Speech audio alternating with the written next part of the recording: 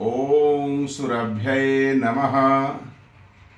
प्रिय देशवासियों, मैं गोवत्स स्वामी डॉक्टर विनय आप सभी देशवासियों को यह बताने का प्रयास कर रहे हैं कि हम अपने अतीत की सभ्यताओं के द्वारा, अपने ऋषि मुनियों की रिसर्च के द्वारा जो पहले रिसर्च हो चुके हैं, उस आधार पर हम अपने हृदय को कैसे ठीक कर सकते हैं।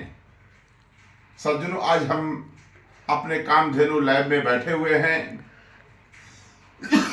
और आप इस बात को जाने कि हमारा ये लैब है, देख रहे हैं यहाँ पर हमारा डिस्टिलेशन एक छोटा सा प्लांट है जो डिमॉन्स्ट्रेशन के लिए मैं यहाँ बनाया हुआ हूँ।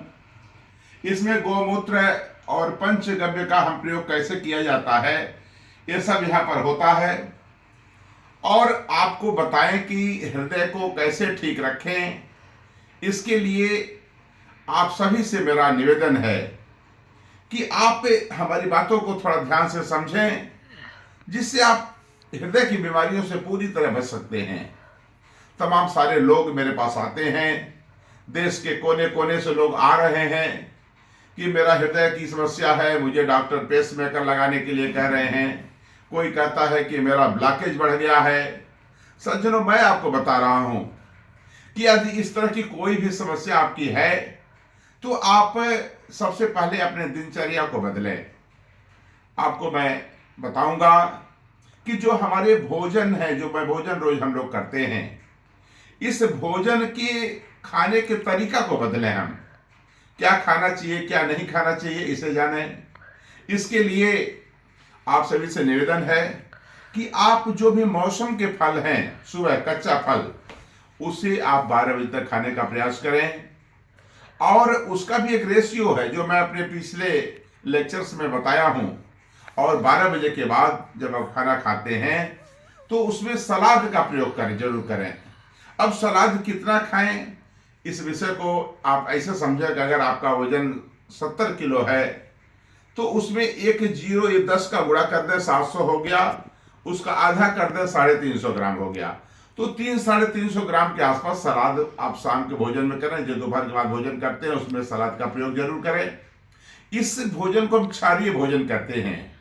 तो हमारा जो बीमारी हमको होती है वो अम्लीय भोजन को खाने से होती है।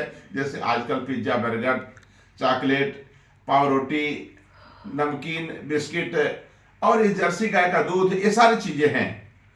तो सज्जनों, पहले हम अपने भोजन में सुधार करें और उसके बाद ये जो हमारा देख ले अर्क है, जो इस डिस्टिलेशन प्लांट से हम बनाए हुए हैं, इसमें गोमूत्र है।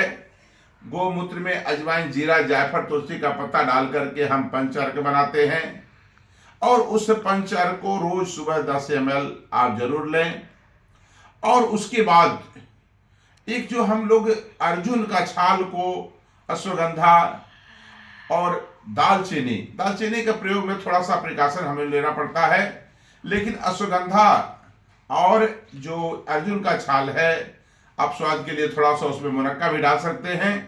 उस अर्क को, ये अर्क हम लोग बनाते हैं। इस अर्क को रोज सुबह 10 ml सुबह, 10 ml शाम लें।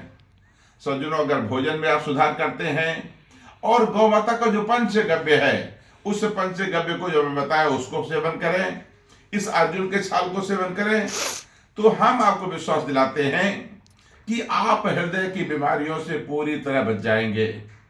और यह क्रिया एक बार नहीं, सैकड़ों लोगों पर यह प्रयोग किया जा चुका है।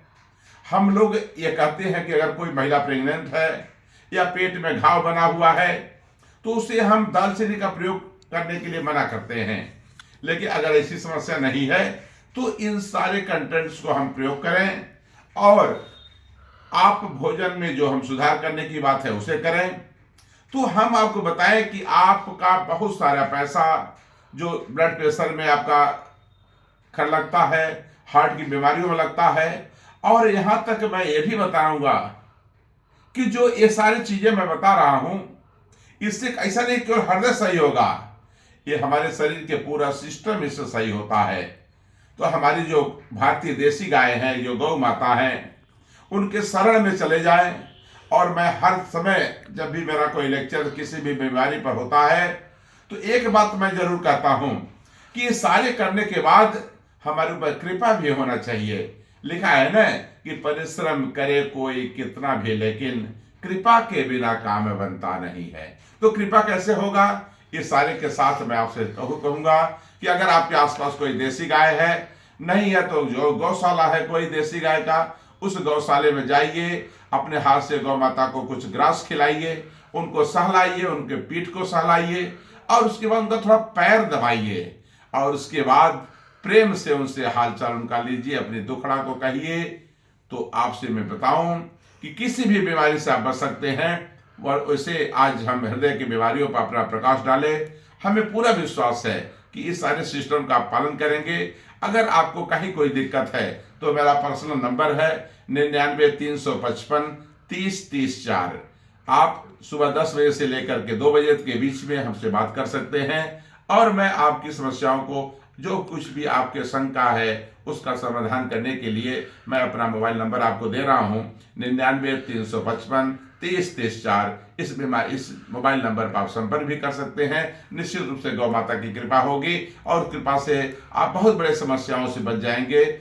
आप सभी को बहुत बहुत धन्यवाद। वंदे मातरम। जय हिंद, जय भारत, जय गौ माता।